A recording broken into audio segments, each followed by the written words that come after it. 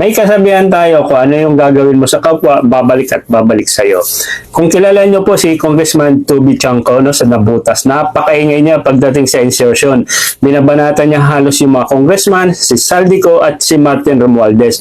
Walang problema kung totoo naman talaga may mga insertion. Pero karamihan sa mga congressman, meron naman talaga. At ito si Toby Chanco nagmamalinis. Banat siya ng banat, akala niya hindi siya babalikan. Ngayon mga idol, ipapakita ko po sa inyo kung magkano yung insertion niya. 700 million mahigit. Ipakita ko po sa inyo yung video, panoorin nyo, pakinggan nyo yung buo. Higit 700 million pesos. Yan daw ang halaga ng umano'y budget insertion sa distrito ni Nabotas Congressman Toby Tiangco ayon sa PCIJ. Ang paliwanag ni Tiangco sa agenda report ni Joash Malimban. Isa si Nabotas Representative Toby Tiangco sa mga pinakamaingay na kritiko ng mga umano'y insertions sa 2025 budget. Matatandaang siya ang nagsiwalat ng umano'y 13 billion peso insertions ni former Ako Bicol Party List Representative Zaldico sa nakaraang taon. Nakaramihan daw ay flood control projects. Here is the USP.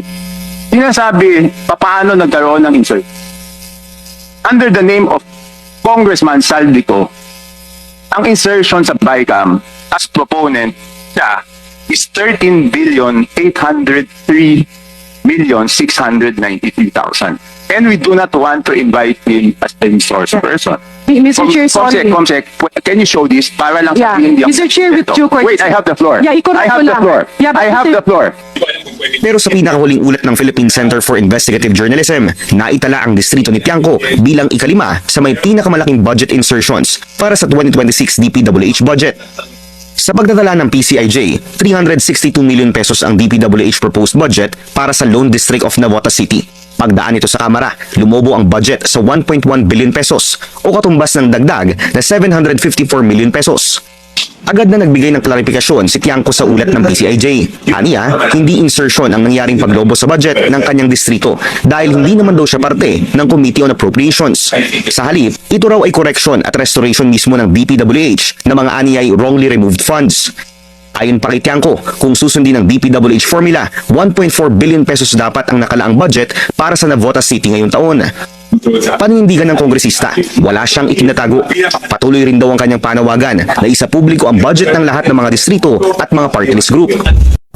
Napanood natin, di ba? Excuse niya, correction daw or restoration. Ganun din yun, insertion pa rin yun. As long na ito yung budget mo, tapos biglang lumaki, lumobo, nag-insert ka. Alam mo, Toby Chanco, huwag ka na magpapalinis, no? Pareho-pareho lang naman kayo halos din sa congressman, meron talagang mga kickback din.